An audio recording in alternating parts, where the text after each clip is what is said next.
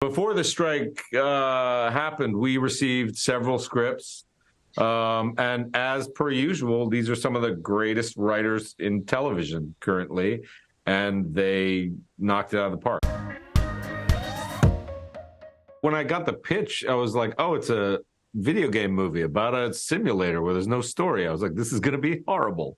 And then I read the script and it read like Hoosiers, which I grew up with. And that Gene Hackman performance, I can still remember that scene where he takes measuring tape and measures out in that big arena. It's still 10 feet from the rim, iconic sort of scenes like that.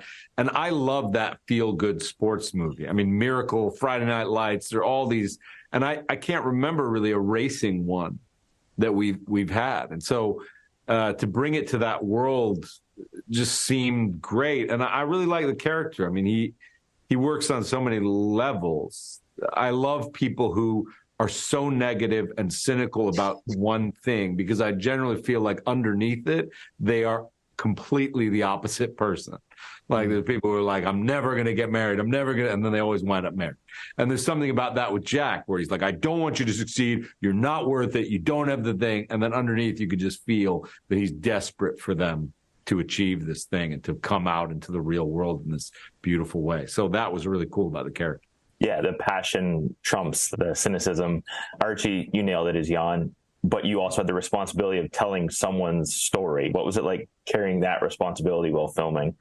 Obviously, there is an immense pressure, but we had the luxury of having Jan on set with us the entire time. He even did most of my stunt driving if I wasn't in the car. So there were two things. I was able to draw from Jan and always check radar for what he was comfortable and not comfortable with. But I think we're pretty clear from the beginning that this is very much Jan's story, but in terms of character, it's very much the essence of Jan. I'm not playing like an Elvis biopic, and I'm not trying to imitate his voice and be him breath for breath. And so there also was freedom to create a character that feels like Jan, but isn't necessarily Jan. And within that, I think we were able to stay respectful and keep a little bit of distance to be able to separate character from real person. David, this movie goes from the gaming console to the track. So if you were to rate your skills, would you put yourself a better driver or a better gamer? Oh. He's good. He's good on the track. He is really good. But I'm better at the little mouse and keyboard. I would have to, if you want to go pound for pound, I'm going to have to say me with the controller as opposed to me with the stick shift. How about you, Archie? Definitely better at the gaming. Better at the gaming, that's for sure. The pressure of being on the track is just too immense. I just don't understand how people do it. It's crazy. David, Stranger Things is on pause because of the strike, which is the right thing to do. But what can people expect from the final season?